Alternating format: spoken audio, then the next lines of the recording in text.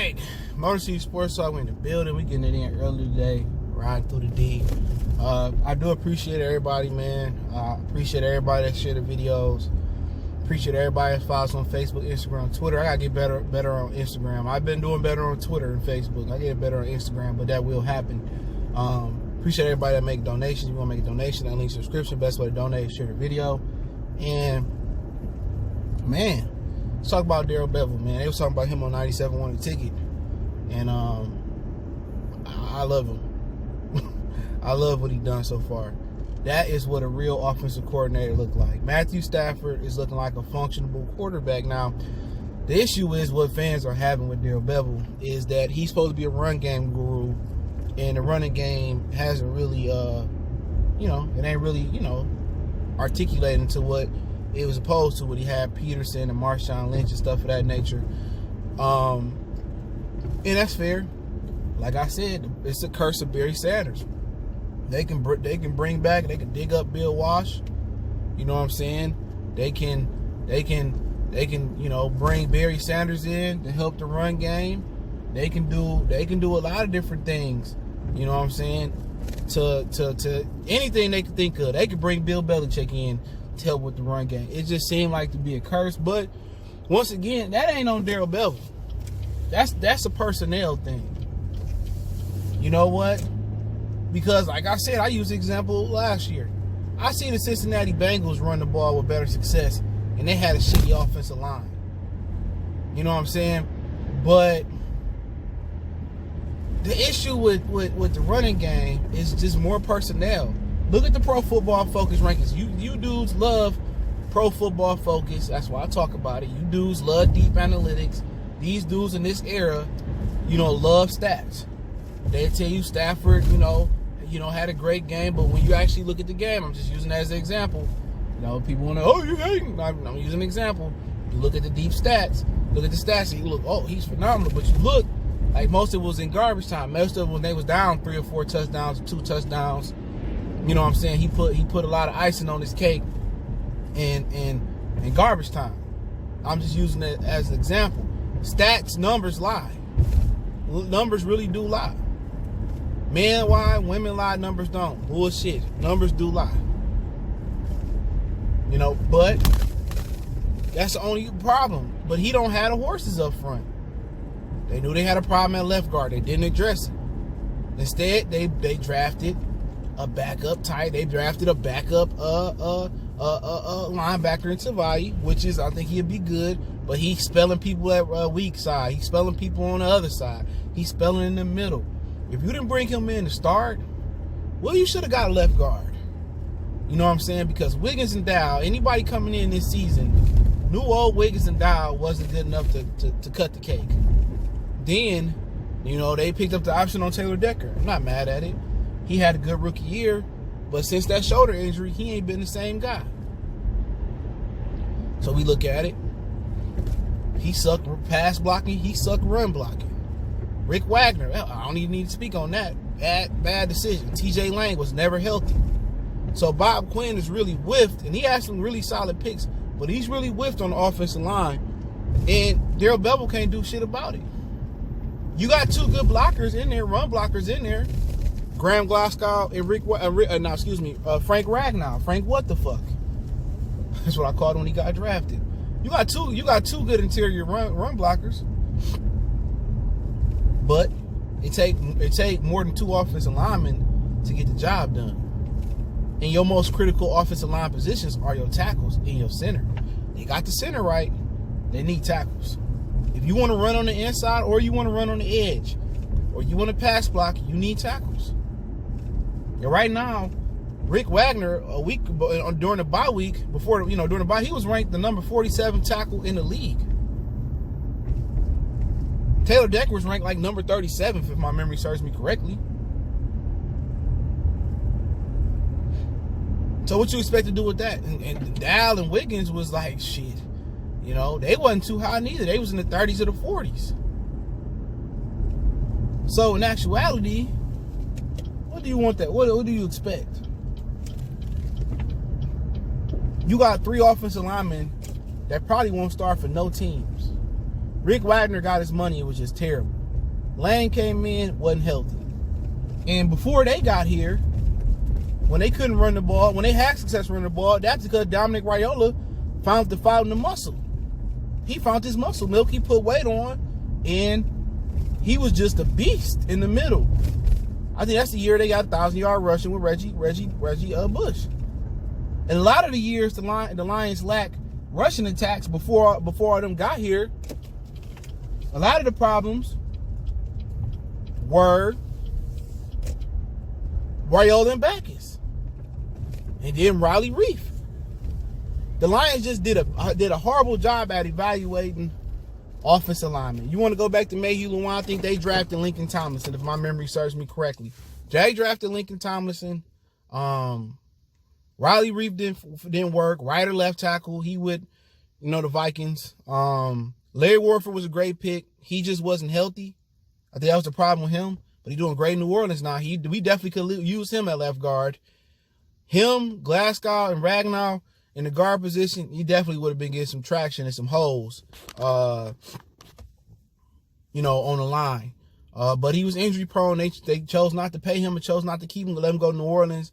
Now he might be in the running for a championship this year, but but it's a personnel thing. And then you look at the running back. I think Kerryon can get it done, but it's a lid on the top. I mean, it's a lid on the can. And the lid on the can is they don't have offensive linemen. You see third and short, and they getting blew back. On the goal line, Kerryon talent is getting them in the goal line. But overall, Darrell Bevell is running this team, running this offense like an offensive coordinator. He best offensive coordinator we done had, I can remember. He efficient, and with his play calling, he got great game plans. Matthew Stafford looking efficient. He under center a lot more, which gives you the ability to read the defense. When you in shotgun, I had to stress this a lot. When you in shotgun, when the ball is snapped, you looking at the ball coming off the center into your hand, and the defense can change up. When you in the center, you can see everything. So they doing a lot of different things, and it looked like a functional offense, and we ain't had that in a long time. They just don't have the personnel up front to run the ball. He can't, people saying, he's supposed to be this run game guru. Hey, man, I can't be a guru. I can't, look here, man, I can't be Bob the Builder without nothing to build, without no tools to build with. You give me a saw that don't work. You give me wood that's deteriorating. I ain't gonna be able to build a castle with that or build a house with that. And Darrell Bevell just don't have the tools. He lacks some things on that offense that Bob Quinn hasn't provided. Speed.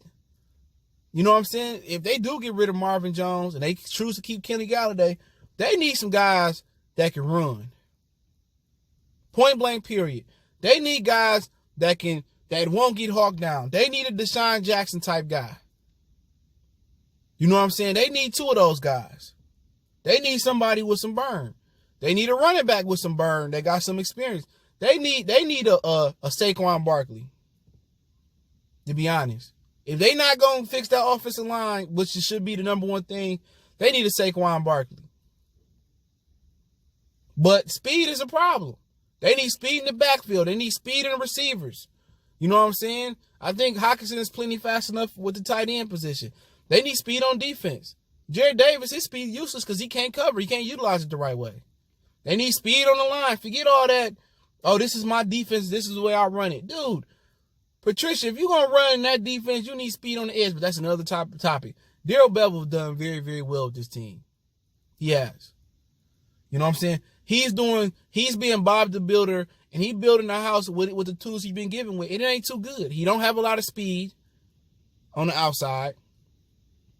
You know what I'm saying? TJ Hockenson, it's tough to be a rookie tight end. Mike Ditka had the best rookie tight end season still to this day.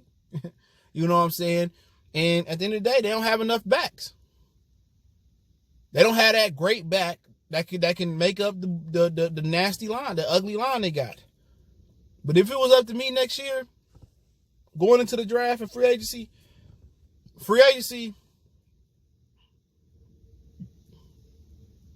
They gotta get a fast pass rusher, man. They gotta get an elite pass rusher somewhere. Free agency, I really can't say right now, but because I gotta look at what would be available, and that's gonna be a while till we find that out. But offensively, they need a burner. They need two burners. Kenny Galladay can be your big receiver underneath. They need two other receivers that can really take the top off the lid of the defense. They need a Deshaun Jackson, and they need another guy. They need team speed. They need a running back that can break it open. But if I'm looking at it, offensive line is what I'm attacking. You know what? If they want to get a veteran right tackle, I get the best tackle on the board in free agency. Then, middle rounds, I'll draft me a left guard. First round, I'll get the best left tackle available. Even if I got to move up, I get the best. If they can get those three positions going, then they should be okay. Because I'll bring back Glasgow. I'm keeping Frank, but everybody else can go. Darrell and Wiggins could be the backups. I'm bringing in a rookie left guard. I'm bringing in a veteran right tackle, and I'm bringing in the best left tackle available. Right tackle. I'm bringing the best left tackle available in the draft. But Bevell's done an unbelievable job. That's what game planning look like. He not coming out with the same game plan every week. They're able to dissect what the defense don't do well, and they're able to exploit it. And he got Stafford look efficient. If Stafford had Bevell from the beginning, Stafford probably have a playoff win. Or if he had a better general manager that could get better offensive line and fix the running game. When you come to Detroit, and I said it, when they brought Matt Patricia in, they should have brought an offensive guy in. That is the problem. It ain't defense. The problem with the Lions is they can't run the freaking ball. That's all. They stopped the run good before. They rushed the passer good before. We had a good front end. Now we got a good back end without run the ball and stopping the run is the remedy for a championship, or the beginning for a championship. If you can run the ball, you can stop the run, you control the game. Running the ball allows the defense to rest, and it allows the offense to get rusty. And if you start getting some 3 and outs, then you can get ahead and control time of possession. Once they figure that out, they'd be good. But it ain't Darrell Bevell's fault. He ain't Jesus. He ain't about to sprinkle holy water over this offensive line helmets, and they about to be the Great Wall from the Dallas Cowboys 90 team. That ain't his fault. He don't have the horses to be a good run blocking team. So I like what he's doing so far, man. And he got Stafford efficient, man. Stafford would be fucking MVP candidate if they can run the ball. But hey, Stafford wasn't the problem Sunday. The problem Sunday was the defense and the offense and lack of running the ball, and people saying, oh, Pascaloni need to get fired. Well, hey, my belief is Matt Patricia running that defense anyway. But that's another story for another day. Appreciate it, Mercy Sports Talk. Don't forget me on Facebook, Instagram, Twitter, all links in the description. Want to make a donation, links in the description as well. Keep sharing the video one time for the one time we go.